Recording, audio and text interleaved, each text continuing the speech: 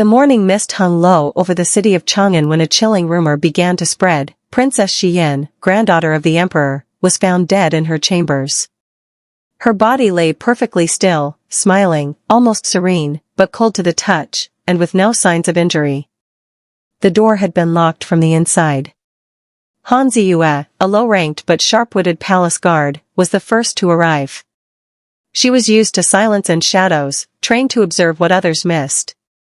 As she lifted the silk curtains around the princess's bed, her instinct screamed, this wasn't natural. But who would believe a woman of her status? Elsewhere in the palace archives, Xinli, a young grand historian known for his cold logic and reclusive habits, received a sealed letter, an imperial edict. It bore the personal seal of the emperor. The message was clear. Find the truth. I cannot trust anyone else. Thus, the unlikely pair was drawn together, Xinli, detached and methodical. Xingyue, impulsive but keen-eyed. Together, they began their quiet investigation, a faint ink stain under the princess's nail, pressed petals beneath her pillow, and an ancient poem etched into her mirror. But danger was never far. From the shadow of a pillar, someone watched their every move. That night, Xinli returned to his quarters only to find a dead crow placed on his bed, a warning. As the episode neared its end, Xingyue discovered a symbol carved beneath the princess's vanity. An unfamiliar sigil, drawn with a needle and nearly hidden. Xinli examined it closely, his voice barely above a whisper. This belongs to the Qinglu sect. Xingyue's eyes widened. But that sect was destroyed years ago. He stood up slowly, eyes clouded with memory. They're the ones who killed my father. The discovery of the Qinglu sect symbol rattled Xinli to his core.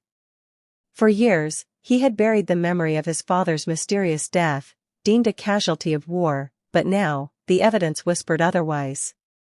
Then, suddenly, he disappeared. Han Xingyue searched for him for 2 days, alone. The palace had turned eerily quiet.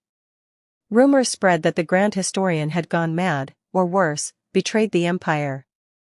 Xingyue, left in the shadows, chased her own leads. But then came another blow. The imperial court publicly announced the cause of Princess Xian's death. Suicide due to heartbreak, they claimed. Xingyue stood at the back of the crowd, fists clenched. She had seen the signs, the coded mirror poem, the flower petals, the secret sigil. None of it pointed to heartbreak. She returned to the late princess's chamber once more, searching beneath layers of silk and dust. There, in the drawer of a carved rosewood desk, she found a final diary entry, hastily scribbled. I saw my father's face last night. But father died 7 years ago. That night, Xinli returned. Not to the palace, but to Xingyue's hidden quarters, a narrow space behind the Hall of Archives, where she sometimes trained in secret.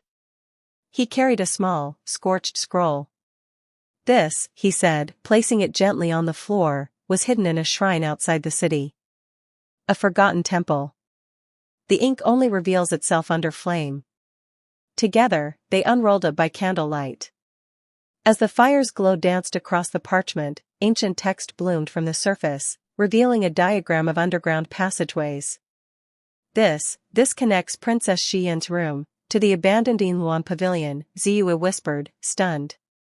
The pavilion once belonged to a disgraced royal consort, Lady Ming, accused of poisoning a former empress and sentenced to exile.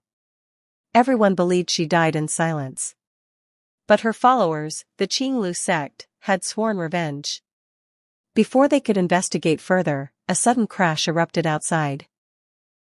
Palace guards stormed the room. Xinli was seized, accused of possessing forbidden documents and defaming the royal court. Xingyue was forced to flee through the shadows, clutching the burning map to her chest. She knew Xinli would be silenced unless someone stood for the truth. Later that night, hiding in an abandoned well chamber beneath the palace, Xingyue whispered into the dark. If you can't save this palace from the inside, then I'll do it from the outside. In her hand, the map still glowed faintly, guiding her toward the next truth buried in the bones of the empire.